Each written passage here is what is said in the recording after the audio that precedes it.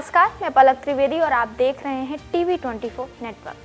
साल 2024 का समापन हो रहा है और नया साल 2025 दस्तक देने को तैयार है। ये साल रामनगरी अयोध्या के लिए स्वर्णिम इतिहास का गवाह बना। 22 जनवरी 2024 को प्रभु श्री राम 500 वर्षों के लंबे संघर्ष के बाद अपने भव्य मंदिर में विराजमान हुए। इस ऐतिहासिक क्षण ने अयोध्या की तस्वीर ही बदल दी और रामनगरी साल भर खुशियों में सराबोर रही। भारत समेत पूरी दुनिया में 2024 में कई सारी अच्छी तो कई बुरी घटनाएं भी देखने को मिली।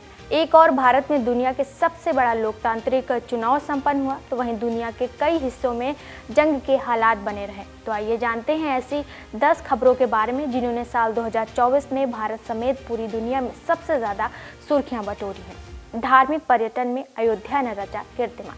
2024 में अयोध्या धार्मिक पर्यटन के क्षेत्र में नई ऊंचाइयों पर पहुंचा। उत्तर प्रदेश में पर्यटकों की सबसे पहली पसंद अब अयोध्या बन चुका है। पर्यटक आगरा ताजमहल को पीछे छोड़ते हुए प्रभु श्री राम दर्शन के लिए बड़ी संख्या में अयोध्या पहुंचे।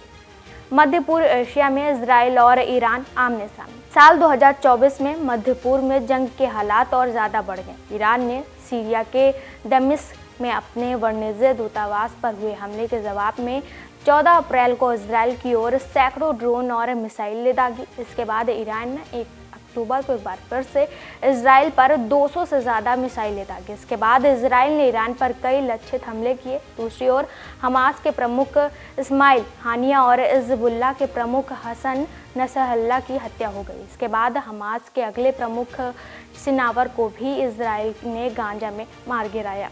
भारत के आम चुनाव में एनडीए की जीत। अप्रैल 2024 से लेकर जून 2024 के बीच भारत में लोकसभा चुनाव का आयोजन हुआ।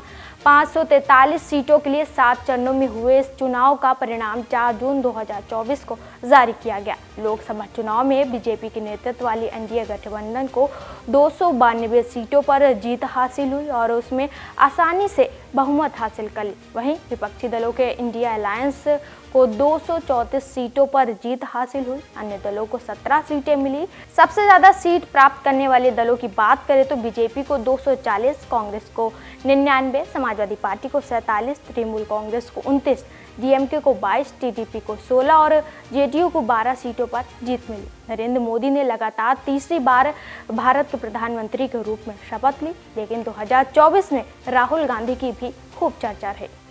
भारत और कनाडा का रिश्ता बिगड़ा।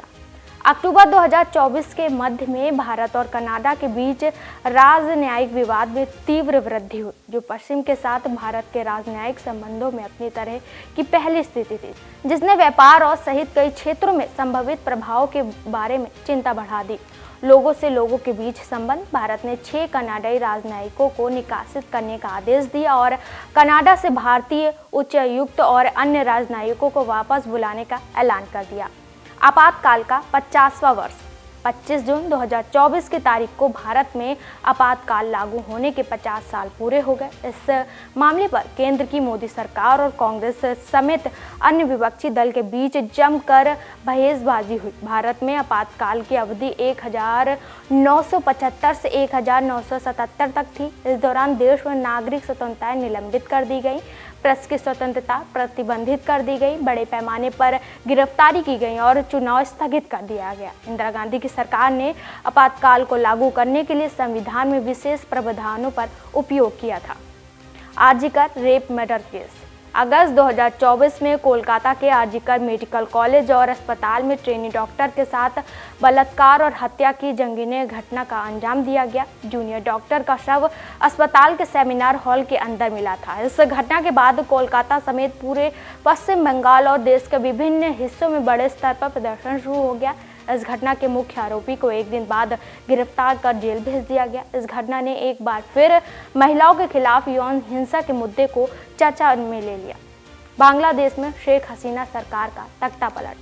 अगस्त 2024 में भारत के एक और पड़ोसी देश राजनीतिक उथल-पुथल की घटना का शिकार हो गया।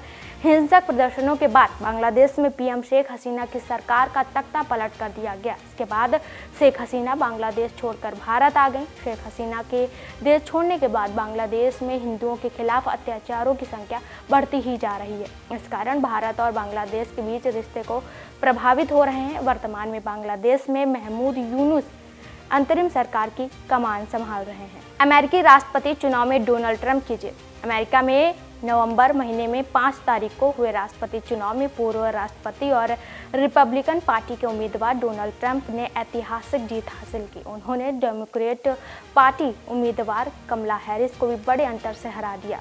चुनाव में डोनाल्ड ट्रंप को 312 इलेक्टोरल वोट और कमला हैरिस को 226 इलेक्टोरल वोट हासिल हुए। राष्ट्रपति पद के साथ ही अमेरिका के हाउस ऑफ रिप्रेजेंटेटिव और सीनेट में भी रिपब्लिकन पार्टी ने बहुमत हासिल कर लिया। सीरिया में तख्तापलट और असद की विदाई। लंबे समय से सीरिया में शांत पड़े विद्रोही गुटों ने अपनी ताकत जुटाई और दिसंबर महीने में सीरिया की सत्ता पर कब्जा कर लिया। इसी के साथ ही साल 2000 से सीरिया पर शासन कर रहे बशार अल असद की सत्ता का अंत हो गया। असद ने सीरिया को छोड़कर रूस में शरण ली। विद्रोही समूह हयात तहरीर अल शाम ने सीरिया का प्रशासन अपने हाथों में ले लिया। 8 दिसंबर को हयात तहरीर अल शाम के लोग राजधानी दमिश्क पहुंचा और असद के शासन के पतन का जश्न मनाया।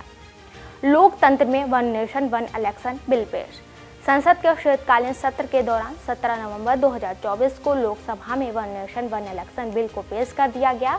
विपक्षी सांसदों ने इस बिल पर कड़ी आपत्ति जाहिर की। विरोध के बाद भी इस बिल को स्वीकार करने के लिए सदन में वोटिंग कराई गई। बिल के समर्थन में 200 लोगों से ज़्यादा लोगों ने वोट दिया। मोदी सरकार ने कहा कि इस बिल को व्यापक विचार विमर्श के लिए संयुक्त संसदीय समिति यानी जेपीसी के पास भेजा जाएगा। बता दें कि इतिहास के पन्नों में 2024 हमेशा अयोध्या के लिए खास रहेगा।